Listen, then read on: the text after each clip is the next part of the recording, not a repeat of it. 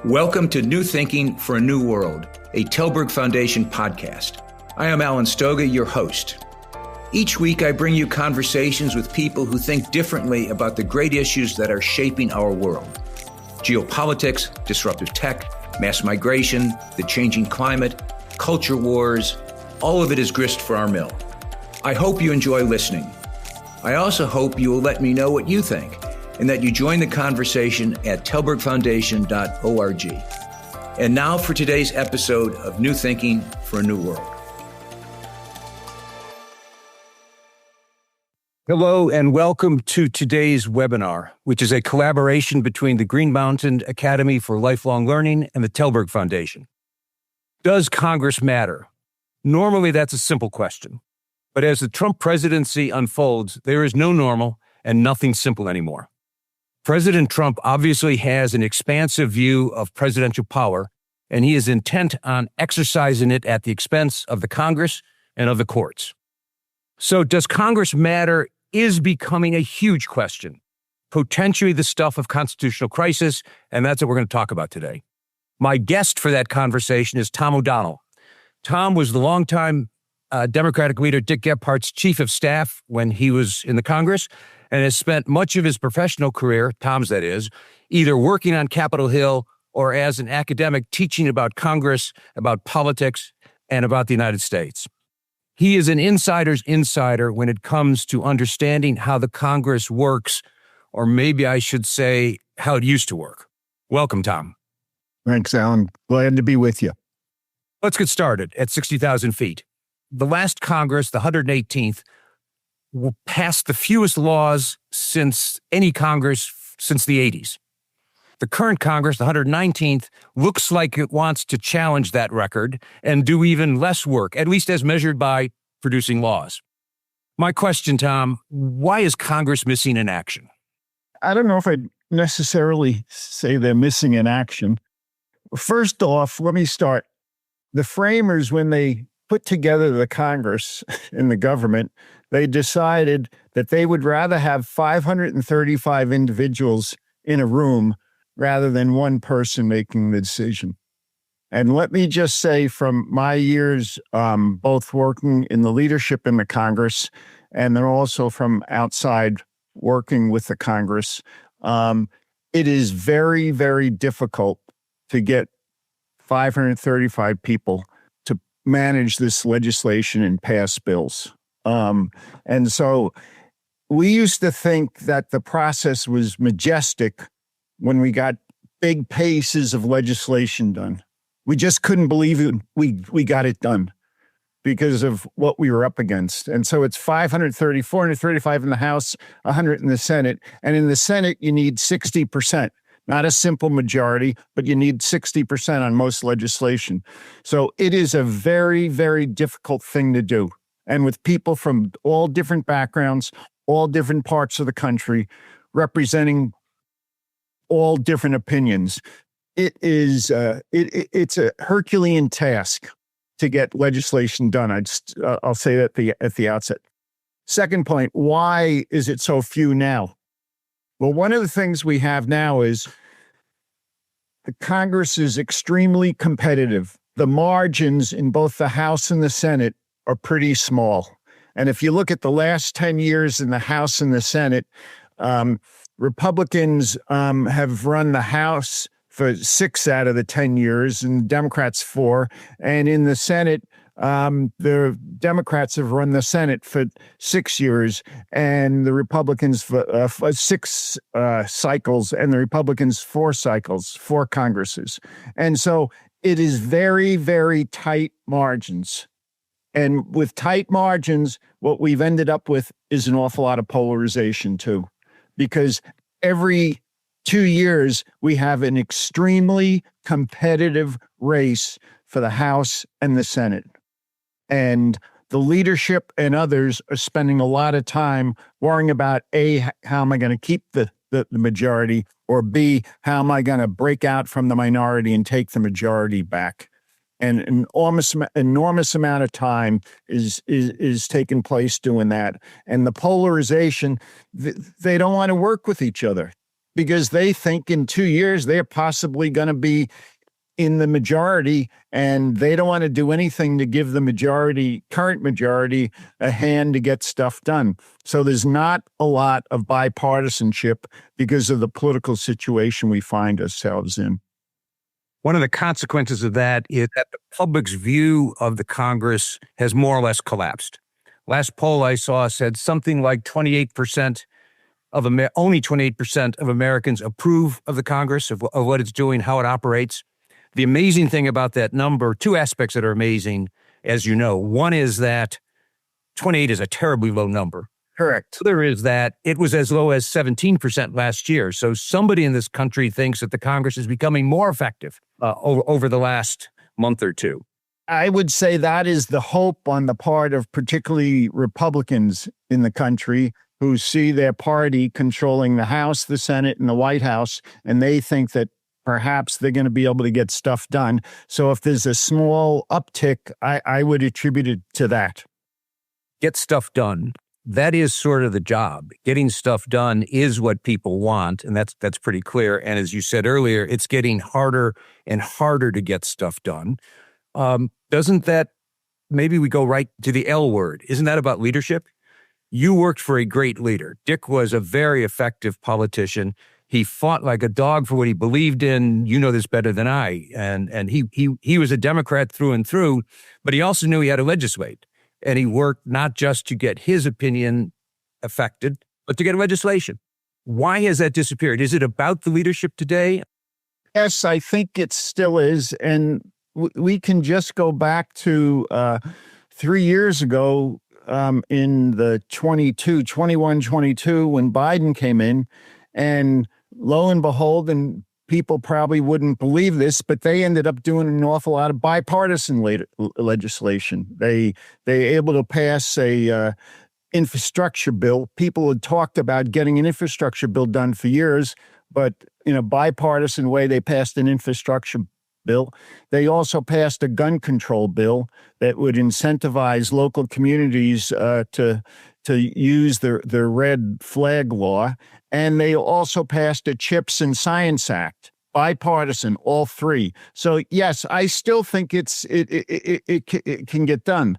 But it's really, really hard when you have the electoral situation of every 2 years. It is extremely competitive. And with a party, one of the key things they want to do is get back in the majority and try to get their policies through. You're a Democrat, but I'm going to ask you about the Republicans because they have controlled the House, as you said, 6 of the 10 cycles. And we've seen some amazing intramurals within the Republican Party in the House. Leaders voted out. Leaders going to multiple rounds to get elected, making all sorts of deals, much of which I suspect we don't know the nature of the deal. Why would anyone want to be Speaker of the House of Representatives today? Anybody who attempts to take the speakership, I believe when they look in the mirrors, they say, I can do this job. I'm going to make a difference.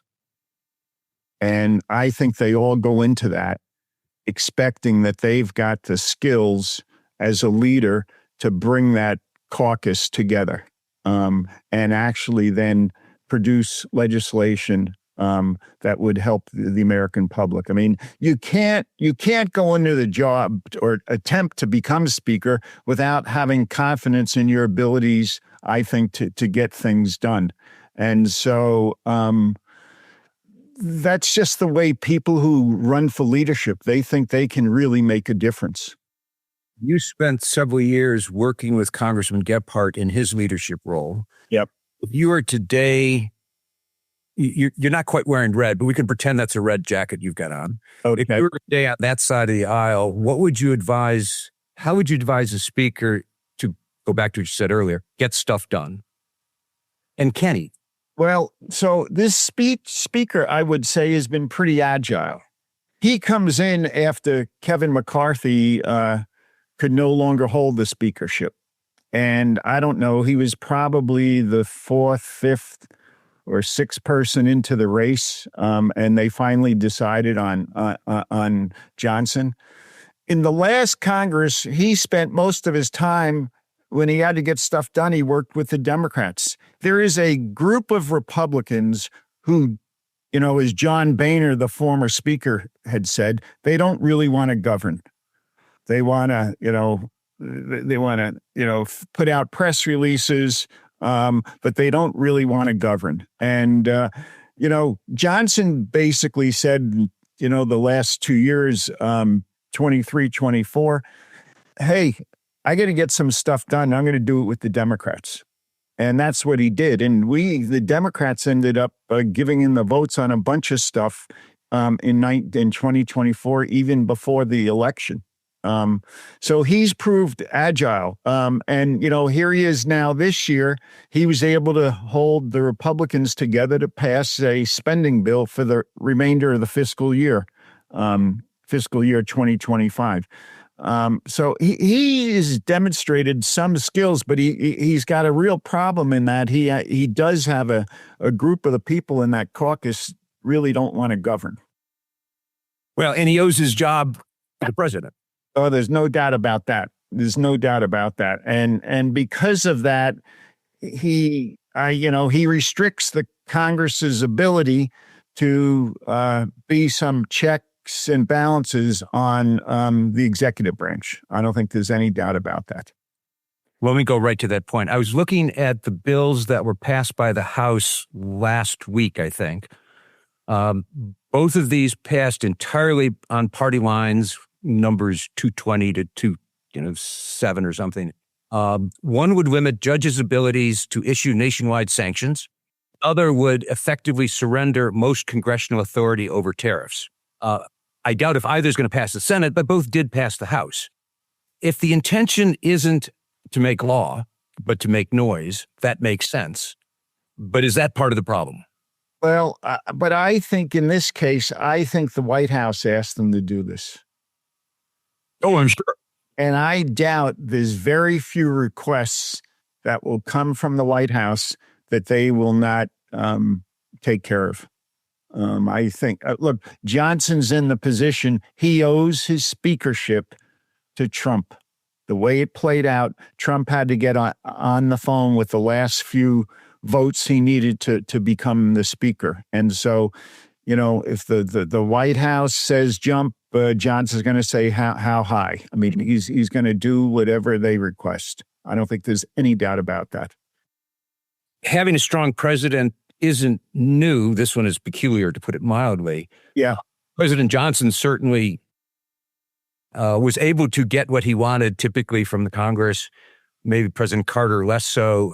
Nixon certainly got what he wanted. Was it that way when you were working with Dick? You must have had strong requests from the White House to do this or do that, or not do this or that. How do you cope with those? So, well, his one big change, when Johnson was president, there were big Democratic majorities.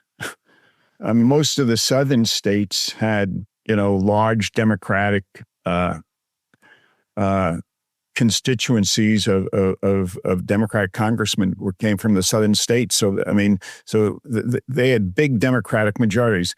And the big difference today, you look at the last 10 Congresses, is it's very, very close in terms of the margin that these leaders have. And so the decisions they make are very, very different. And Johnson's a case in point. His speakership is owed to Trump, and he's going to have to do whatever he wants, no matter what. Or the president would call up Dick and ask for something. How do you say no to a president? Well, typically we wouldn't do sort of show votes. In other words, I don't think we would have done what Johnson did last week with respect to injunctions by federal judges around the country. I mean, one, because you may be putting people on a spot and you don't want to do that. And so I don't think we would do it. I mean, a lot of times the way you tell them the president no is we don't have the votes to do it. or if you're in this, perhaps in the Senate, we do not have the time to do it.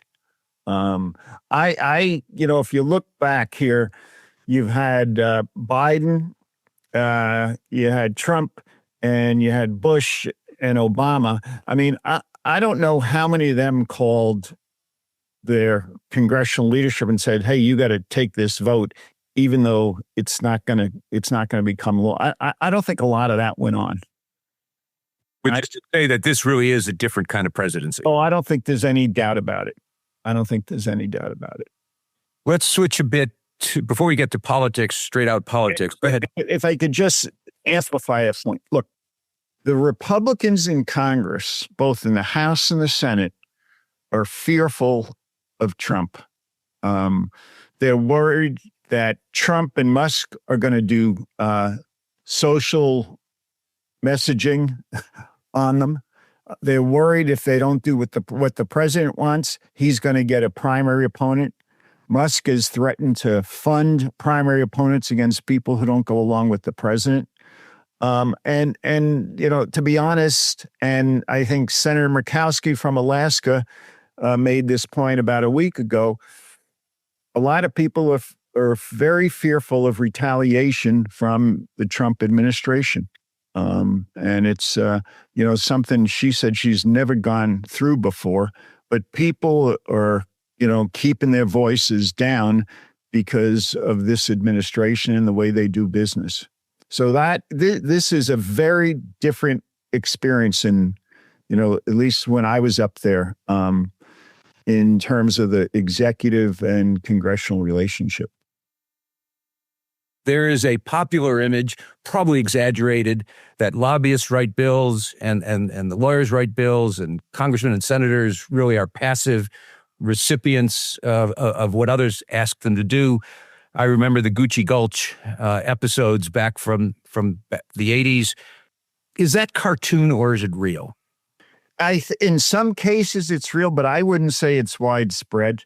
Now, here's the other thing about lobbyists in industry. In a lot of cases, the fact of the matter is they have the expertise.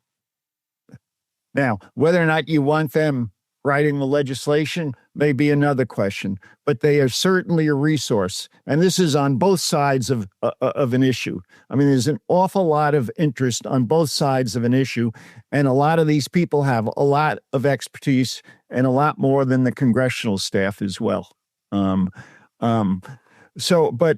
does it happen? Yes, it happens. But my experience is I didn't see. And I was a lobbyist too. I just didn't see it as a corrupting part of the process. I mean, more so, people were looking for expertise, and in some cases they found it among the lobbyists. There is a structural problem, perhaps. The stopgap spending bill that was passed in December was something like 1,600 pages, had everything from soup to nuts. RFK Stadium was in there. Health was in there. U.S.-China was in there. It was a Christmas tree. Correct.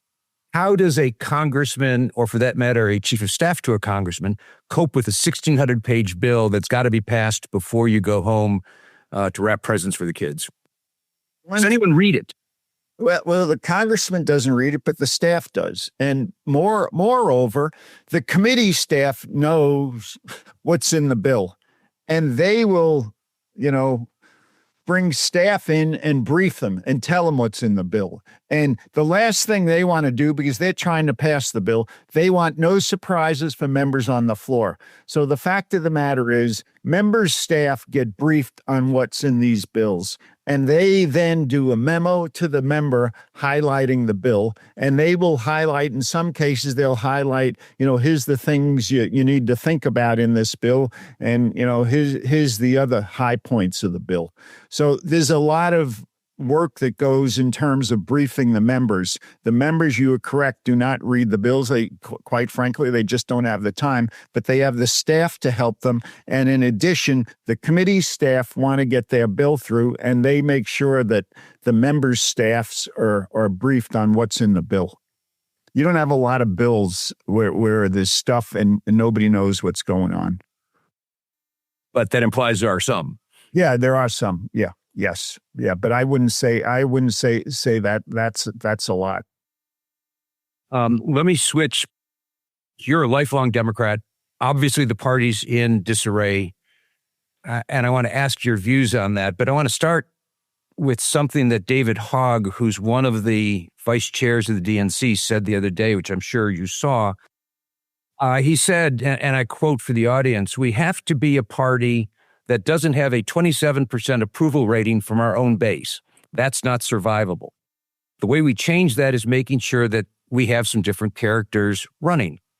And the way he's proposing to change it is by, I guess with his own money, $20 million to younger and more radical candidates to challenge in deeply blue seats that they think can't be lost, so that some of the old fogies in the party get booted out by some of the young fogies. How does the party regenerate itself? So at one point, I used to recruit candidates to run for the Congress. And I met a lot of people. And, you know, the recruitment process is critical to do that. But, you know, in the case where you have an incumbent, and maybe an older incumbent, just because they're older doesn't mean they're effective any longer. But I think, you know, David should go out and, you know, if he can identify really good candidates, he should go out and recruit them to run. And if it being a primary, but I don't see a problem with that. I guess the party chair told David yesterday or today that you're not going to be have a party position if you're going to go out and recruit candidates to run against incumbents. So you got to make up your mind. But I'm all for recruiting more people to run for office with varied backgrounds. To be perfectly honest, I wish we would have had an open process when Biden announced he wasn't going to run. Now, I know there wasn't a lot of time, and, you know, people said, well, we all got to get behind Harris. I would have loved to seen some of these wannabes who are thinking of running now in 28 to get into that race. And I think that would have been really interesting. And it would have been great TV, too. An open convention would have transformed, I think, American politics, actually. I agree. And I just think, and also, I'll just tell you, from the standpoint of a candidate, what you were looking at when Biden got out, what you were looking at is somebody could get a nomination within 2 or 3 months. You don't have to spend 2 years running around the country, raising money, putting together a big staff. All you probably got to do is go and do debates on a stage. And then, you know, let the convention decide what they want to do. I think it was a heck of an opportunity for a lot of people, and you know, nobody made that decision. That's what they want to do. And that lack of a decision was a decision, and with all sorts of obvious consequences. You know, I'm hopeful that we're going to see a lot of different people run in 28. And I think we have some, you know, governors out there and some others who could potentially be very good candidates. And the truth is, you know, whoever wins that is going to define the party, going to define what they're going to run on. And it's going to define, basically, you're going to have a new reincarnation of the party, depending upon who wins the primary in 28. And I just hope we have a lot of people get into this. Before we get to 28, we got to get to 26. But in the way too early to ask questions, what do you think might happen in 26? 26 is a midterm election. And all midterm elections, for the most part, are a referendum on the incumbent in the White House. And, you know, Trump, when he ran in 18, he ended up losing a bunch of seats. And the truth of the matter is the number one indicator to keep an eye on is what the president's approval rating is going into the the 26 election. That will basically define who ends up winning that election. And, as it stands now in the House, there's about 40 competitive House seats, 22 Democrats, 18 Republicans. And you have of the Republicans in those, you have 13 of them who won in districts that Harris won. And on the Democratic side, you had 3 Democrats who won in districts that Trump won. So, the House will be very, very, very competitive. Typically, and with Trump, it's a little unique too. Whenever Trump is not on the ballot, Republicans don't do as well. And you can look at all the special elections. You can look at his midterm election in 18. You can look at all the special elections. And then you can also look at, most recently, a month ago, the Supreme Court race in Wisconsin. Trump wasn't on the ballot. Musk goes in and spends all this money, and the Democrat candidate won handedly. So that's another thing to keep an eye on. But the main predictor of that election is going to be what Trump's approval rating is come the fall of 26. Let me pull on just one of those threads. You pointed out Wisconsin, where tons of money was spent. For that matter, Harris raised $1 billion in a very short period of time and spent like a drunken sailor. One of the things that may be happening, which I would think is optimistic, is money may not matter as much in elections as it has done, partially because of social media, for all sorts of other reasons. Yeah. But there might be something going on that says, no, money doesn't have to drive elections. Other things can drive elections. Is that too optimistic? No. So here's the other thing. The other thing about particularly big races, to a less extent maybe the House races, but in the Senate, the gubernatorial and the presidential, candidates could raise significant amounts of money on social media. And what that means is they don't have to run around doing all these fundraisers. They're basically sending out messages on the social media, and they're raising money off of the messages. And I think that's a really positive thing, because they're not spending as much money. They're not spending as much time going around raising money. And I also think it's just, it gives them more time to campaign and do other things. And so I think it's a very positive thing that they're able to do that. I mean, look, me personally, I'd rather have public financing. And we did at one point in the presidential, but we don't know any longer, really. Nobody's gone along with it. But I would, it's the same problem I have with the congressional races, particularly in the House. They have to spend a lot of money raising money. I mean, these congressional races now are costing $4, $5, $6 million. And it takes a lot of time to raise that kind of money. The Senate races are, 20, 30, 40, maybe 50, 60 million. I mean, in the Senate race, Sherrod Brown versus Moreno, the amount of money that was spent there, it was obscene. So I personally would rather see us have a public financing. But it's very hard to see that happening. But I think it is a good thing, though. They're able to raise more money off the internet and social media. Do you know leaders who, regardless of where they live or what they do, are changing the world?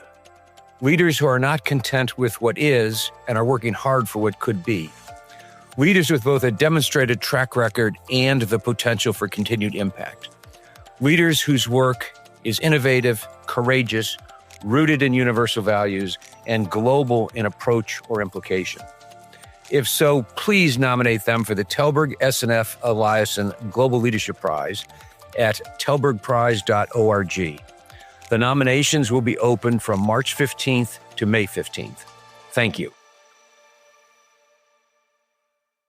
Let's segue back. There are a number of questions about Congress versus the executive, about the president's grabbing powers from the Congress. When and how will the Congress stand up and assert itself?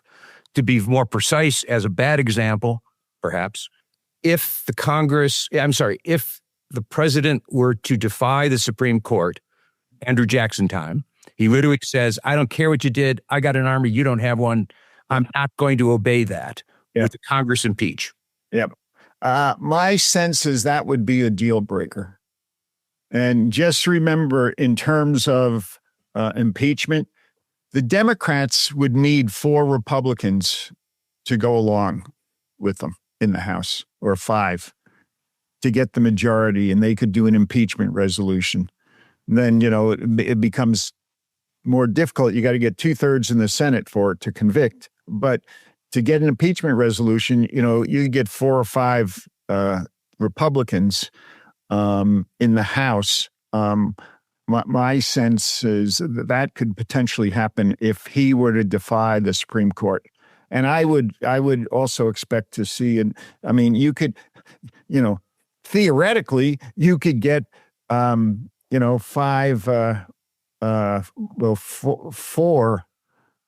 Republicans to join with the Democrats, and they could take control back of the Senate. I mean, if they got so mad that he defied the Supreme Court, I mean, you could take the majority. I mean, these margins are so close, so it influences everything. But I think there'd be a possibility that if he goes that far and defies the court, I think I would assume he's going to have some problems there. The Republicans in Congress may be scared of Trump if they stand up for constitutional processes. However, if the alternative is to lose the constitutional authority, how do you think history will judge them? Which is implicit in the answer you just gave. You think some actually may understand history matters. Oh, yeah. Well, so here's the other thing. Let's suppose some don't want to worry about history, but let's suppose all they're caring about is keeping their House or Senate seat. And let's suppose they're up for re-election in 26. They may decide that if I'm going to stay in the House, the only way I'm going to be able to do it is I got to go join the Democrats, because this is going to be a bloodbath in 26 if he's defying the Supreme Court. There's no way I'm going to be able to hold a seat. And that's why I think, so that is not only, are they worried about the constitutional issues, but they're also worried about their personal situation. Can they hold that seat if he's defying the court? And if they come back with the answer no, then, what am I doing? Am I going to switch, or am I just going to go and lose, or am I going to quit? Well, defying the court is the nuclear winter kind of scenario. Yeah, I would expect. Let's go short of that. So we don't get to Andrew Jackson time, but we do have him, for example, consistently poaching on territory that traditionally is much more Congress's. Put aside that Congress has given up way too much power over the years voluntarily to the executive. But whether it be tariffs, whether it be sanctions, whether it be a whole series of things, clearly this White House is pushing the boundary more and more. And the courts may or may not eventually catch up with all that, but that takes a long time. Are there, in other words, I'm asking, short of nuclear winter, acts would define the court, which a smart president would avoid anyhow. Are there conditions such that, in your view, the Congress would either begin to act more aggressively, or your alternative politically, people start leaving a ship that looks like it might sink dramatically in 26? Yeah, there's part of me that thinks that if they think the ship is going to sink, that may be almost more of a motivator, unfortunately. I mean, I would like to think that the Article 1 of the Constitution, the power of the purse, spending and taxes and tariffs, excises, and, that the Congress hasn't done anything. Although Grassley co-sponsored a bill in the Senate, which they passed, him and Cantwell, but Johnson says he won't take it up in the House to, basically say Congress has got to approve all these tariffs. Although you don't really need a bill, it's in the law that they have to. But you have a speaker in the House who's beholden to the president, and there's no way he's going to, allow any of that type of legislation to come to the floor of the House. Then the only way you can do it is you got to do a discharge petition, whereas you get 218, a majority of the House. And if there's a bill that's been in a committee and it hasn't come out, and you get 218 signatures, you can actually bring it to the floor for a vote. Don't be surprised. I mean, the discharge in the last Congress was used more than ever before. And I'm familiar with it because I used a discharge petition back in 2016, 2015 to get a trade bill through the Congress. And so they'll look for other maneuvers to do that. But unfortunately, I think, because nobody's done anything now. I just don't know if on the fact that, they're going to keep making the spending decisions at the White House. Although I would say they're moving a little in the Congress's direction. A rescission bill is going to come to the floor, I think, in the House in the next few weeks. And that's basically based upon a lot of the cuts that Musk has proposed. And explain a rescission bill. So a rescission bill is the president decides to rescind funds that have been appropriated by the Congress. And the nice thing about a rescission bill is it only requires a majority in both the House and the Senate. And so if they get a majority, the president then can go ahead and rescind the funds for that program that he specifies in the legislation with those amounts. And so they're looking, and this is, basically dealing with a number of the things that Musk has come up with. It's not going to be a large bill, but they're going to start rescinding the money because Congress hasn't approved any of these cuts yet. But this is the first step, I think, on the part of the administration to say, okay, well, we'll send you a rescission, and that will rubber stamp what we've done. There is a big, beautiful bill, as the president calls it, a coming. We know we need a tax bill this year. The administration has already asked for, and the Congress has signaled that they would do it through reconciliation, which I'm going to ask you to explain. Sure. That process, but also to talk a bit about how you think that whole tax fight is going to go down, because it was what I would have thought would have been the centerpiece of the legislative year, but all this other stuff has already taken place. Well, yeah, I mean, I think to the detriment of the tax bill, all this other stuff has taken place. So let's start with the reconciliation bill. It is a process that expedites legislation that deals with taxes, spending, or the debt limit. And it expedites it by only requiring a simple majority in the Senate. In the Senate, most of the business in the Senate is done by getting cloture and to prevent the filibuster, and you need 60 votes. And so, here we have the Senate now is 53 Republican, 47 Democrats. If they had to get 60 votes for this tax bill, it would probably never occur. However, under the reconciliation process, they're only going to need 51. So they think they'll probably have a shot at that.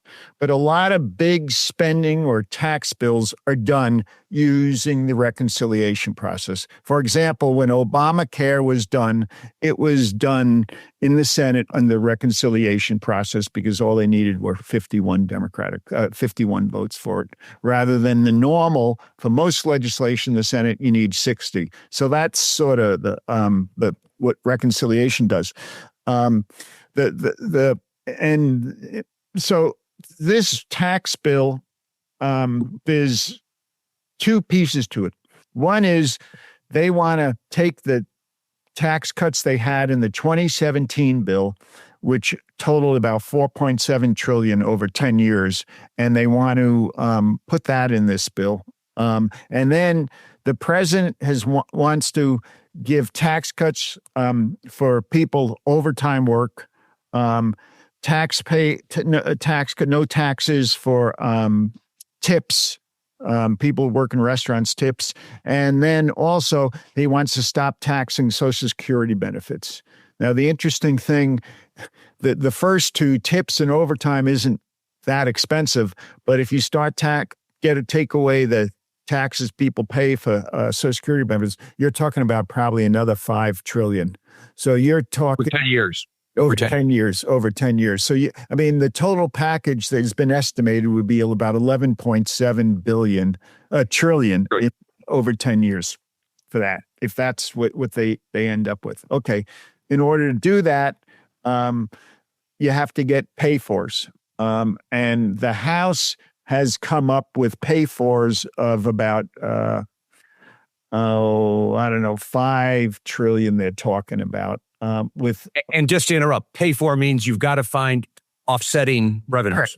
Yeah, in other words, you have to pay for it. You have to get cuts. You have to pay for it. So the House has come up with, because they have one caucus in the House, they're all worried about the deficit, and they should be. This is a problem we should deal with in a bipartisan way. We're not going to do it, but let me tell you, this is something we need to deal with. But the House wants to come up with pay-fors. The Senate, on the other hand, has come up with a maneuver called current policy baseline. Basically, they're making the case that because this is current law, we don't have to do anything in terms of the budget on this. This is just current law. We have it now. We're going to continue it, so we don't have to come up with pay-fors because it's current law. But I think that accounting maneuver is unlikely to pass. So what they're basically suggesting is we don't want to pay for anything in terms of these tax cuts. And I think it's very unlikely that the parliamentarian would ever approve that. As a matter of fact, the parliamentarian, apparently there were discussions, and then the Republicans said, well, we don't want an answer from the parliamentarian now. My sense is they probably got an answer. They didn't like the answer. So then the question is whether or not they would have a motion to question the decision by the parliamentarian. And if that were to happen, that would also be a nuclear strike in the Senate. So you have tax cuts, and then how you're going to pay for it. And this is going to be very difficult to come up with that money. And the truth of the matter is, if you're going to get funding to pay for it, you're going to have to hit some probably Medicare and Medicaid and a bunch of other programs. And that's going to be very, very tough for Republican members to make that case back home. Let me draw the bottom line on that. Some of it was a little arcane, all important. But it really means that passing this tax bill is going to be a fight to the death. Not passing the tax bill, which is now becoming at least possible, if not likely, would mean a very large tax increase, undoing the 2017 tax cuts, which would surely send the economy into a tailspin, and it's probably already headed that way.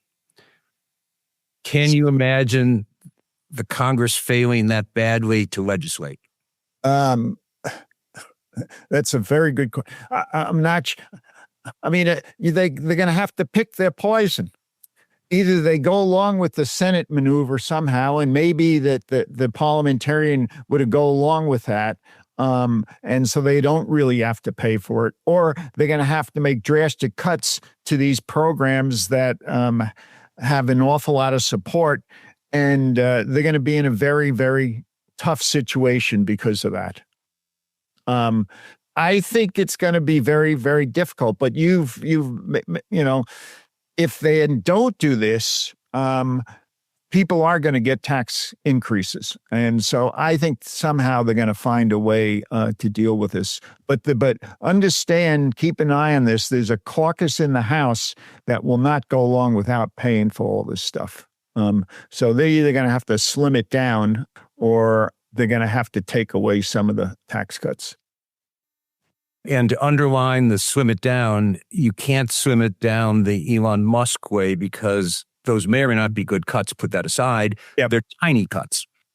Yeah, 40% of the federal budget is Medicare, Medicaid, and Social Security. And then defense is another 13% or so. Let me circle back a bit because this is where Profiles in Courage comes to mind. Go ahead. At the end of last year, it was in January, Senator Schumer flipped and voted, in fact, to keep the government open and was pilloried for doing it from his left. Not correct. Right. Question to you as an observer of the Congress and as a Democrat, what message does that send to others in the House and the Senate if they want to do what you guys used to do and what Dick famously did was, at the end of the day, work for the national interest? I guess I'm not sure if the Republicans, they had to do the spending bill for the rest of the fiscal year 25. The Republicans wrote the bill. And in matter of fact, in that bill, they basically said, we're not going to allow any votes on tariffs. The president can do whatever he wants. They didn't give the Democrats one thing. And I don't think you can, and even though if there was a potential shutdown, I'm not sure I would go along with that, just basically because they're going to threaten me with a shutdown, but they're not going to help anything I want to try to get done in this bill as well. I mean, I'm not sure I'd go along with that. And odds that kind of question is going to be put again are near perfect. Yes. Oh, there's no doubt about it. Here's the other thing I would say. In December, when they did the continuing resolution in the House, they knew they may get to a point later on, i.e. in March, that they're in that situation, that the Republicans put together a bill, they don't give us anything, and what are we going to do? And I think the Democrats would have been better off of, having a strategy then, and executing that strategy before they got to March. And for whatever reason, they didn't. And I think that made it difficult for them and put them in a tough position. But I'm not so sure, it was the best thing to do. Let me pull on that thread because what you've effectively said is they kicked the can. Correct. We played that when we were kids. Correct. They kicked the can and they're going to have to face the same issue. Correct. But they will have all the scar tissue they're accumulating now, both from their constituents, but also from their colleagues and from the president. So their room to maneuver gets less and less. But you're saying if you were advising someone, you'd actually think about you got to stand up sometime. Yeah, but yeah. So let me give you a concrete example. 1990, George H.W. Bush is president, and he ran in 88 and went to the convention, talked no new taxes. Read my lips. All right. So we were talking to Bush, the congressional leadership, and they were going back and forth. And the Democrats said, look, we'll do a big deal with you to deal with the deficit, but we got to have everything on the table. We know what you said. And Bush made a courageous decision. And when they went out to do the announcement that we're going to go to a summit and everything will be on the table, he said to Gephardt, he said, Dick, the fat's in the fire. And we had a negotiation. Both sides had to come up with stuff they didn't want to. Democrats are a bunch of program cuts we didn't want to do. The Republicans certainly didn't want to give up on the taxes. But we ended up going to Andrews Air Force Base and had a summit for about 3 weeks or so and put together a plan. And Gephardt was the leader negotiator for the Democrats, and Dick Darman was for the administration. And we ended up with a deal. And then we ended up passing it. And the day we passed it on the House floor, one of the clerks of the floor, I was standing with Dick, came up to me and said, Mr. Gephardt, Mr. Darman's in the speaker's lobby. He'd like to talk to you. And so Dick said, come on, let's go see Darman. So we go out there, and Darman and Dick hug and say, we did the right thing for the country. Both sides gave, and it was just unbelievable. That's why I say when you can get this stuff done, it's majestic and it's hard to do. I'm tempted to end right there, but I can't help but ask the obvious question. Yep. Fast forward 3 decades later. Yep. And we're sitting here with, it's black outside. There's a hurricane coming. There's a snowstorm coming. There's intense heat coming. Yep. All that stuff. Can we do it again? That's too easy. How do we get back to a place as a country where that can happen again? Who has to do what? Is it the people? Is it all of us encourage our kids to run for office? Is it start thinking differently about politics? Is it how do we get back? How do we get back to the future? My sense, I think you hit on. I think it's all of us. I don't think we can necessarily expect, and we'd like to, but I don't know if we necessarily expect, all the leaders, to do this. I think it's got to come up from the grassroots, and we got to change expectations of what we expect the government to do, and what we really need to address. Look. Bush's leadership was unbelievable. It's just unbelievable. And I don't know if we've had that, that kind of leadership since then. But I do know that we have politicians in offices now. And I know we have a whole lot of individuals in this country that would do the same thing Bush did. But people have to get engaged. And they have to change the expectations of what they have of their government and their government officials. I think I still believe in this country and the opportunity it's given so many people that we can continue that legacy. But we got to make some changes in the way we do business. The title of the session is, Does Congress Matter? The last comment has to be at the Congress. Do you think the Congress will do its part? I definitely think if the president were to defy the Supreme Court, I think the Congress would do its part. And I also think if the political situation were to continue to worsen for the Republicans, I think that would force the hand of the Congress as well. Let's leave it there. Thank you very much, Tom, for the conversation, for your experience. Thanks, Alan. Thank you for listening to this episode of New Thinking for a New World. I'm Alan Stoga, podcast host, and I look forward to your joining our next conversation. Remember, tell us what you think at telbergfoundation.org.